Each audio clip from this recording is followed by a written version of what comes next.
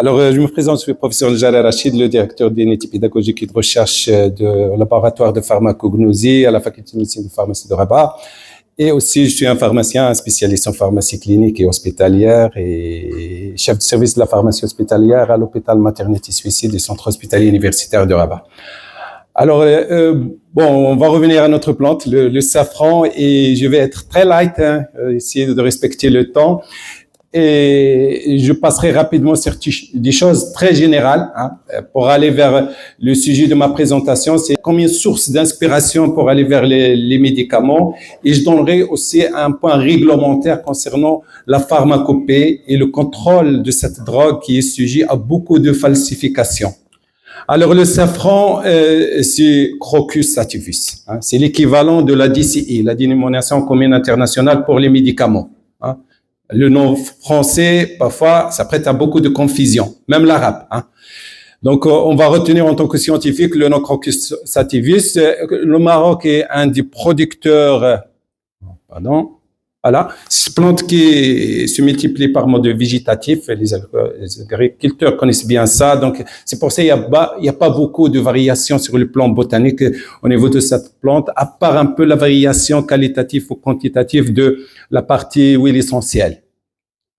Donc, le Maroc fait partie des pays producteurs et l'intérêt de cette plante, c'est surtout économique.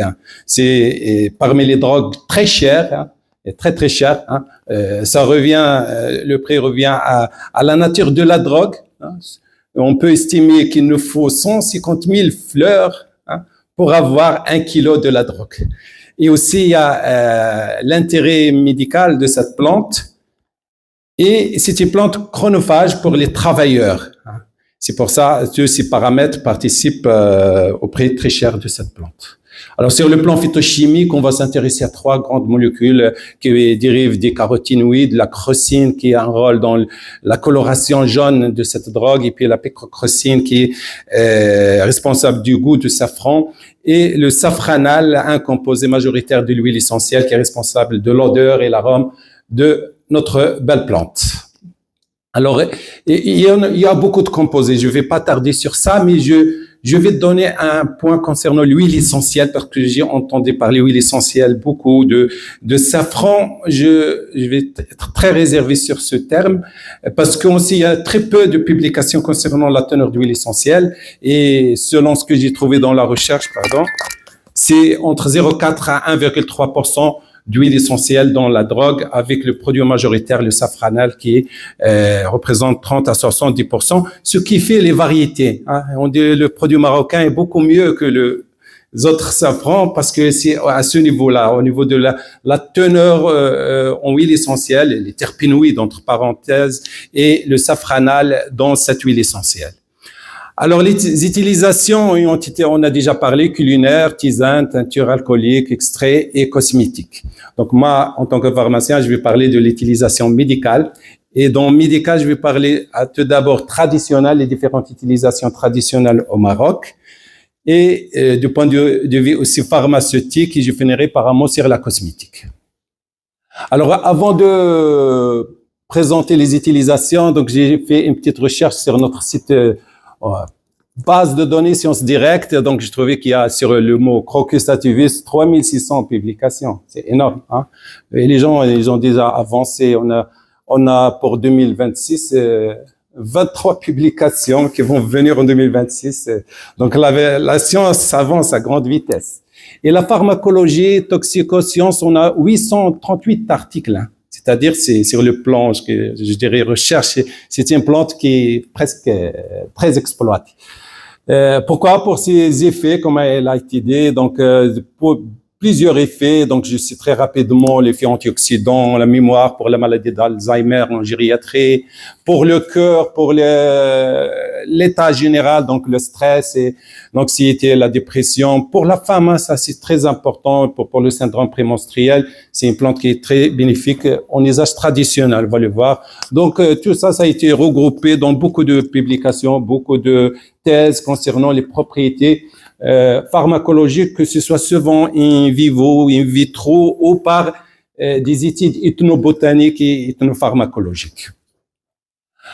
Alors, mais des précautions doivent s'imposer pour l'utilisation concernant les doses. Ça a été dit, donc il ne faut pas dépasser 1,5 g par jour. À forte dose, il peut y avoir des problèmes toxicologiques. Il y a l'inhibition de l'agrégation plaquettaire et attention avec l'association avec les AVK et les déconseillés chez la femme enceinte. Il y a un effet abortif, l'allaitante, etc. Donc, il y a beaucoup de précautions d'emploi concernant cette drogue. Alors, les utilisations traditionnelles au Maroc, ils ont été regroupées dans ce fabuleux livre de Jamal Belkhdar, un pharmacien, donc la pharmacopée marocaine traditionnelle. Donc, je repris les utilisations à partir de ce livre, avec la dernière édition qui date de 2020. Alors, le safran partout au Maroc, donc, il provient déjà de la région de Taliwin et de Tazennart. Et le Maroc représente 1% de la production mondiale. Alors, partout au Maroc, il est immunagogue, tonique général, aphrodisiaque et stimulant nerveux. Pardon. Voilà. Mais dans l'alimentation, on le met pour aromatiser le thé. Voilà, j'ai mis zafran al-hor, donc c'est un nom vernaculaire aussi pour dire al-hor, c'est pur et aussi piquant. Hein, les deux peuvent être valables. Donc, pour les femmes postparturientes, la femme après l'accouchement, on prépare du bouillon de pigeon, etc. Tout ça, c'est pour redonner les forces à la femme après l'accouchement et l'expulsion de placenta. Au sud du Maroc, pour la préparation du colir, à Chaoun, c'est un abortif. Et Casablanca, il y a longtemps, plus d'un demi-siècle, il est entré dans la préparation d'une recette qui favorise la conception chez la femme. À Marrakech, on faisait il y a aussi très longtemps des lotions qui s'appellent touah en cosmétique naturelle. Et en art culinaire, c'est ce qu'on appelle aussi sha'ra ou dhen zafran. Zafran, ça je vais revenir à la fin. Donc, à Tiliwin, c'est pour contre-indiquer chez la femme enceinte, ça revient toujours. Et il y en a d'autres utilisations pour les rites funéraires. Alors, voilà, plante très chère, donc il y a beaucoup de falsifications. Dans la littérature, on trouve beaucoup de adultération de cette drogue par d'autres qui n'ont rien à voir avec le safran, comme les styles de maïs, donc c'est très connu au Maroc. La couscous, les pétales d'oeillette et d'Inde, chargés aussi d'eau, d'huile, de laitage, l'oxyde de plomb et du blanc d'œuf. Et une préparation très ancienne, citée dans le livre de Jamal Belkhdar en 1960, c'est d'utiliser la poitrine du pigeon cuite et puis colorée. Parfois, c'est des falsifications très difficiles à déceler. Et aussi, il y a une autre falsification très particulière, c'est de falsifier la plante avec la même plante, mais d'origine différente. Donc, on peut avoir notre propre safran de Taliwin, ramener le safran de l'Inde, peut-être moins cher, et on mélange les deux, donc c'est difficile à déceler ce genre de falsification. Alors, maintenant on passe aux médicaments et ce qui est réglementé. La pharmacie, donc le médicament, il faut l'autorisation de mise sur le marché, et pour obtenir l'autorisation de mise sur le marché, il faut analyser le produit, que ce soit excipient ou médicament, ou même le contenant, parfois il doit être analysé. Tout ça pour garantir la sécurité, l'efficacité et la qualité de médicaments. Donc, c'est réglementé. Alors, on descend un peu moins dans la sécurité, c'est les produits de santé à base de plantes qui, parfois, ils ont une autorisation de mise sur le marché qui s'appelle AMM allégé ou abrégé. Donc, c'est un médicament pour lequel on ne demande pas les essais cliniques. C'est le cas des médicaments à base de plantes. Pour certains, donc, mais il y a des règles. Il y a des règles pour obtenir cet AMM allégé ou abrégé. Et en dehors de circuits pharmaceutiques, c'est les compléments alimentaires et les produits cosmétiques qui échappent complètement au contrôle. Alors, les essais des plantes médicinales, là, si on veut faire un médicament, donc je vais rester dans un cadre réglementé. J'ai entendu parler beaucoup de la pharmacopée, des monographies. Alors, c'est quoi? C'est des normes, c'est des référentiels officiels qu'on doit respecter. C'est pas ça, ça c'est au Maroc. On a le safran, ça se vend n'importe comment. Alors, ça, c'est mes propres photos que j'ai prises en Tunisie, à Monastir, quand je préparais mon diplôme de phytothérapie à la faculté de Tunisie. Bon, je vois le mot safran. J'en ai acheté, j'ai ramené avec moi. Safran. Safran en tunisien. Bon. Et là aussi, c'est du safran dans des grandes surfaces, qui provient de la Tunisie. Et ce qui m'a étonné, donc le prix 2,8 dinars, c'est l'équivalent de 8 dirhams pour 10 grammes de safran. Très bien. Est-ce que c'est des safrans? Ce que je me posais, moi, je sais que c'était pas du safran, mais je l'ai ramené pour mes étudiants pour remonter des sciences de TP, tout ça. Donc, c'est les pistils de safran, tout ça, il s'agit d'une autre plante qui porte le nom, c'est anglais, français de safran. Donc, Carthamis tincturus, c'est le flower ou l'américain safran. Au Maroc, on l'appelle l'osphore. Mais ce n'est pas du safran, donc attention. Voilà. Au Maroc aussi, on vend le safran dans les grandes surfaces. Il y a plusieurs produits et je remercie. J'étais étonné par les présentations. Alors, juste pour vous donner une idée sur le prix du safran. Bon, là, j'ai pris du marché, d'une grande surface. Là, vous pouvez avoir le prix, c'est à l'entour de 23 900 dirhams le kilo. D'accord? Ça, c'est le prix de safran. Vrai de Telluine, produit Maroc. Alors, maintenant, on passe au médicament. On veut préparer un médicament. Alors, on va se référer à notre pharmacopée. Et j'ai cherché au niveau de la pharmacopée, il y a une seule monographie pour le safran. Il n'y a pas d'huile essentielle. S'il y avait de l'huile essentielle, on aura deux monographies. Alors là, c'est la dernière pharmacopée, l'édition, c'est la 11e édition. Et je vois le safran pour préparation homéopathique. Donc, c'est le seul cas où on peut utiliser le safran comme médicament. Alors, c'est le Crocus sativus, bien sûr. Et là, les normes s'imposent. Donc, on a essayé chez nos laboratoires de faire des typés aux étudiants, faire un peu de simulation pour essayer de suivre la monographie et analyser des échantillons. Alors, je vais vous présenter un peu le contenu de cette pharmacopée, cette monographie relative au safran. C'est très important pour les producteurs, pour avoir au moins s'inspirer pour contrôler cette drogue. Tout d'abord, la définition, c'est le nom latin. Méfiez-vous des noms français sur les emballages. Safran, ça veut rien dire. Mais je dois chercher le mot Crocus sativus. Et en plus, il faut rajouter l'origine géographique. C'est très important. Donc, c'est les stigmates séchés de Crocus sativus, généralement jointes par leur base à un court style. C'est ça, et séchés. Il faut les sécher au préalable. Le safran a une odeur aromatique. On doit sentir son odeur dans l'analyse des caractères organoleptiques. Et puis, on passe aux analyses au laboratoire, si vous voulez, les identifications qui sont très nombreuses selon l'état de la drogue. Si on a une drogue entière, c'est facile, c'est macroscopique. Mais si on a des gélules qui contiennent la poudre de safran, il faut analyser davantage pour vérifier la qualité de la drogue. Donc, les stigmates sont de couleur rouge-orange foncé. Donc, rouge-orange, c'est important. La qualité de cette coloration est un signe de qualité aussi. C'est les intenses, etc. Et puis, la taille, c'est aussi importante. Les stigmates sèches, c'est entre 2 à 4 cm. Mais quand on va l'étaler dans un verre d'eau, ils vont s'allonger. Ça revient de 3,5 à 5 cm. Et il y a le style aussi qui ne doit pas dépasser 5 mm.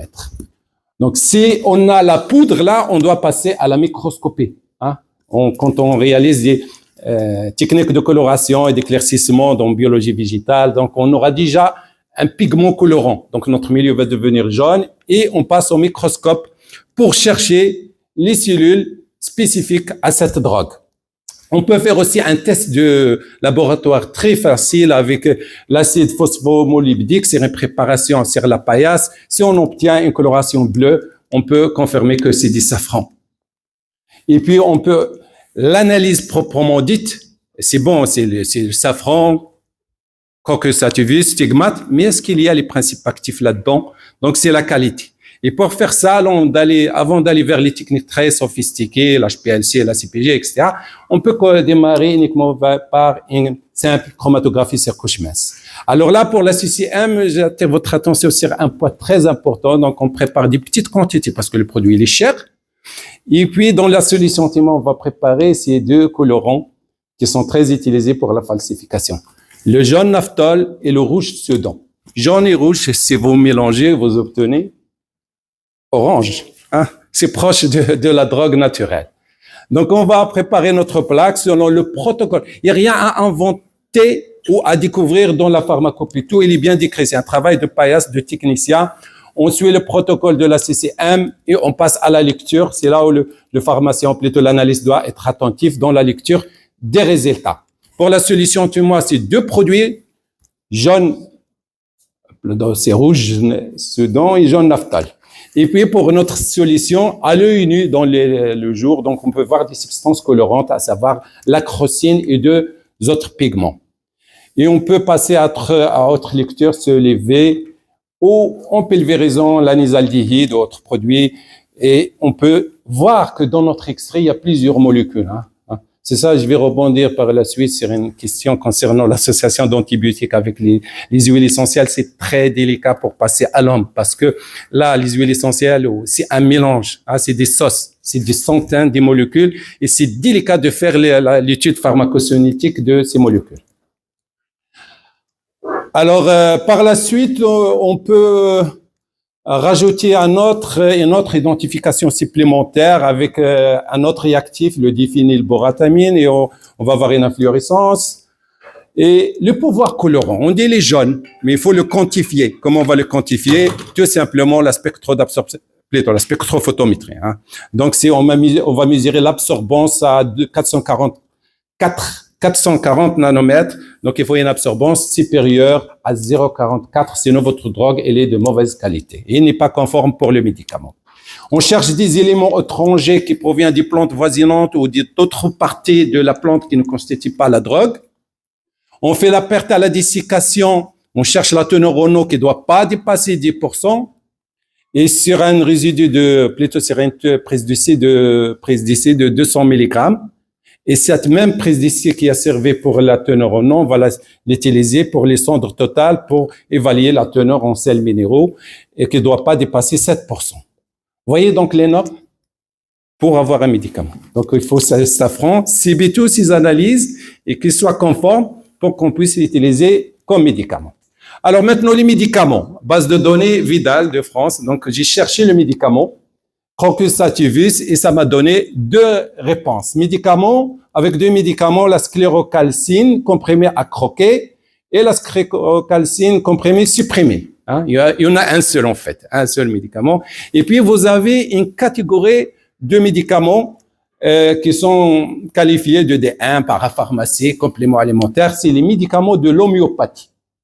Donc c'est ce qu'on vient de voir. Donc, ce sclérocalcine, il est commercialisé, comprimé, etc. Donc, elle est là en France, pas au Maroc.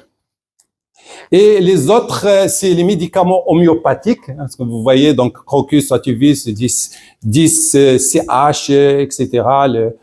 C'est les centésimales animaniens, donc c'est les médicaments homéopathiques. Donc, plusieurs médicaments homéopathiques, les gouttes, les granulés, qui sont utilisés et qui sont à base de safran dans différentes utilisations, mais souvent c'est des allégations santé. Il n'y a pas d'indication thérapeutique. L'indication thérapeutique figure dans l'AMM et c'est le résultat des essais cliniques. D'accord? Alors le safran toujours en tant que complément alimentaire, plus de 42 résultats dans le Vidal. Et bien que autres qui échappent au Vidal, donc les compléments alimentaires sont là et c'est la principale destinée de safran comme produit dans le domaine de la santé. Alors, voilà pour ces valeurs médicales. Rapidement, donc, pour le Maroc, le site médicaments.ma qui est dans les médicaments Maroc. Donc, j'ai tapé le nom safran et il m'a donné une seule spécialité, Viristérone, Julule. Voilà, il y a une association d'astragale, de safran, de zinc, de sélénium, une association bénéfique en phytothérapie si vous voulez, mais c'est pas un médicament comme c'est mentionné en bas, complément alimentaire utilisé pour ses propriétés entre autres aphrodisiaques. Oui, l'essentiel de safran, ça m'a beaucoup dérangé en cherchant ce terme-là.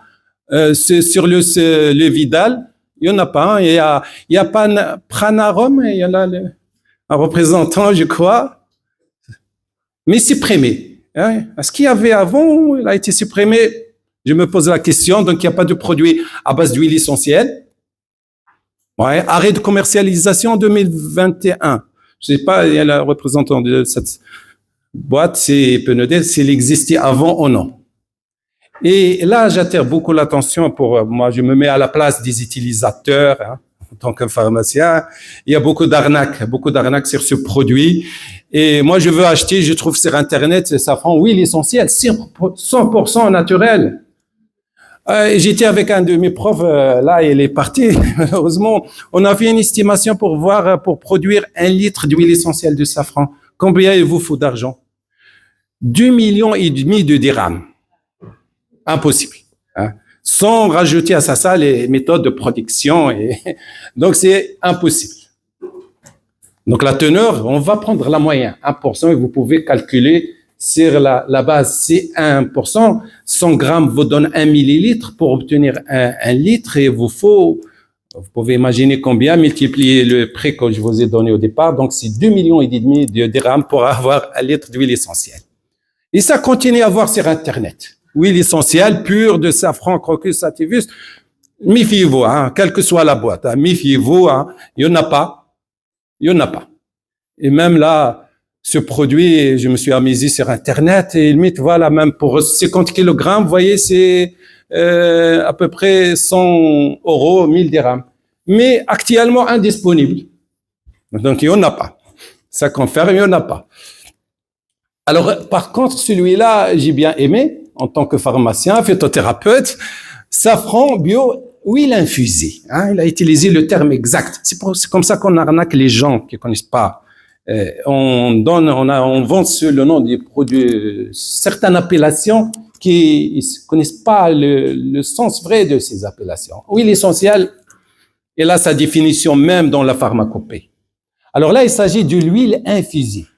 Les huiles infusées, on les connaît bien en phytothérapie. Hein. C'est l'infusion ou les huiles infusées ou les digestifs huileux qui sont obtenus par macération. On met la drogue dans une huile végétale, comestible, et on laisse macérer. Et on obtient un infusé huileux. C'est comme quand vous prenez de l'huile avec de pizza et cette huile, à l'intérieur, il y a de laurier sauce, il y a du romarin, hein, etc. Donc là, on utilise l'huile de tournesol, l'huile d'amande, mais en phytothérapie, on sait bien les doses. On va pas utiliser comme la cuisine. Donc, 1 gramme de plante sèche doit donner 1 gramme de produit fini si on veut obtenir une huile infusée.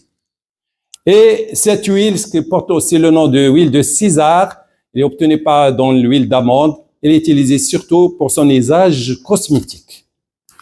Voilà. Et une dernière indication que Jamal Belkhadari a oublié, le mérite revient à ma mère, il y a longtemps, 15 ans avant, quand un pharmacien m'a appelé, tiens, j'ai un enfant qui vient, et maman vient avec son nourrisson et me demandait le nourrisson, il a le mugu buccal, une affection mycosique causée par le candida albicans, et c'est des taches blanchâtres sur la langue. Le myconazole, le Dactarin, il était en rupture. Qu'est-ce qu'on doit faire? Alors j'ai demandé à ma mère, demandé à la maman de garder la bouche de l'enfant ouverte et mettez un stigmate de safran sur le champignon. Et ça a été très efficace. Voilà. Voilà, j'arrive à la fin. Rapidement, en vous remerciant. Safran, le rouge de la nature. Merci à vous. Voilà.